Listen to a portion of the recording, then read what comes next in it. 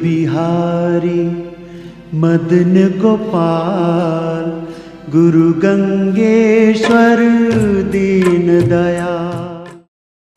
फिर इस विषय को समाप्त करेंगे। एक सज्जन को सट्टे का शौक हो, पीढ़ी दर पीढ़ी का सेठ था। अब सिर्फ सट्टे में तो क्या पता है कब कंगाल हो जाए, कब धनी हो, कब निर्धन। तो वो निर्धन हो गया और उस पर कर्जा हो गया। जब किसी बाजार से निकले लोग उसके गले में रस्सी डाल लें, पकड़ लें, गाली निकालें, तिरस्कार करें। उसने किसी सेठ के यहाँ नौकरी शुरू की। अब नौकरी उसको 200, 400, 500 की मिले, इतना कर्जा कि ब्याज भी नहीं उतर सकता।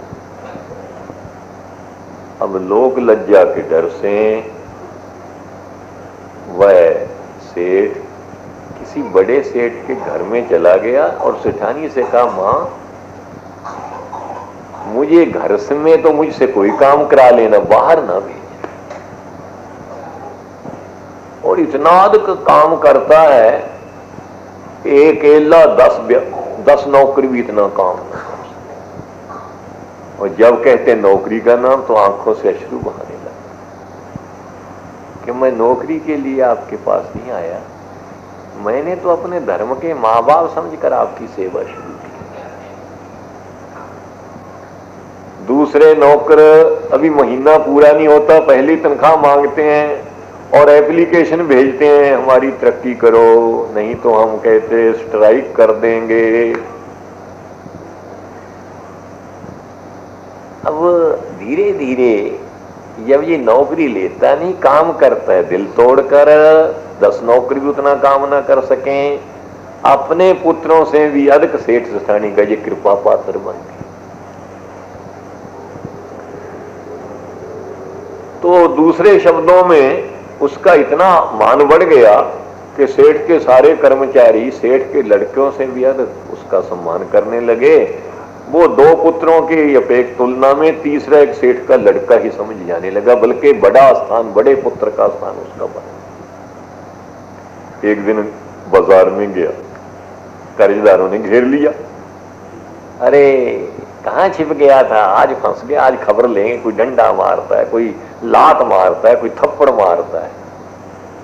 उधर से सेठ के नौकर आए, उन्होंने देखा हमारे सेठ जी के परम प्रिय पुत्र की ये दुर्गति क्यों हो रही है। उन्हें, अरे तुम जानते नहीं, तुम मौत को कहते मासी कहते हो, इतने बड़े सेठ के विश्वसनीय पुत्र का तिरस्कार कर रहे हो, तुम्हें अभी कहते पुलिस आकर पकड़ लेगी। वो कहते ऐसी तैसी सेठ की और तुम्हारे सेठ के पुत्र। खैर किसी तरह वहां से भागा और वस्त्र पहन लिए, दूरी धोती कमीज के कहीं वो जख्म देख ना जाए मां। अंत में माता को अनुचरों से समाचार मिला। मां ने कहा, बेटा क्या बात है, आज सुना तेरी पिटाई हुई। कहते मां उनका दोष नहीं, मेरा ही दोष था। मैंने सट्टा किया और सबका कर्ज मुझ पर था, कर्जा बगैर दिए मैं छिप गया। आज उनके हाथ लगा, उन्होंने मारा पीटा, बेटा कितना कर्जा है।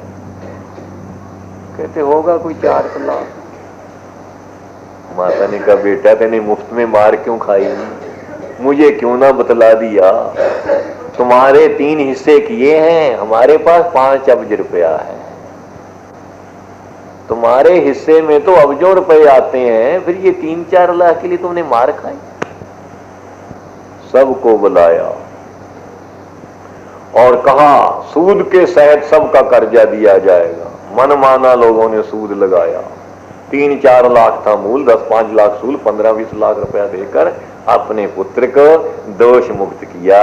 अब आप जानते हो थी तो उसकी गलती, और उसकी नौकरी भी क्या थी, 200-400 रुपये मिल सकता था, परंतु निष्काम भावना से जब सेठ ठाणी को माँ बाप मानकर उसने सेवा की तो उसने जितना भी उसका कर्जा था सब पर लकीर खिंचवा दी और बट्टे खाते में डाल दिया।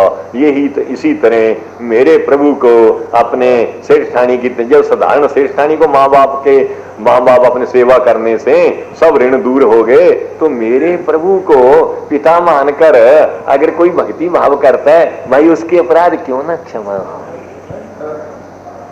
अब अद न कहते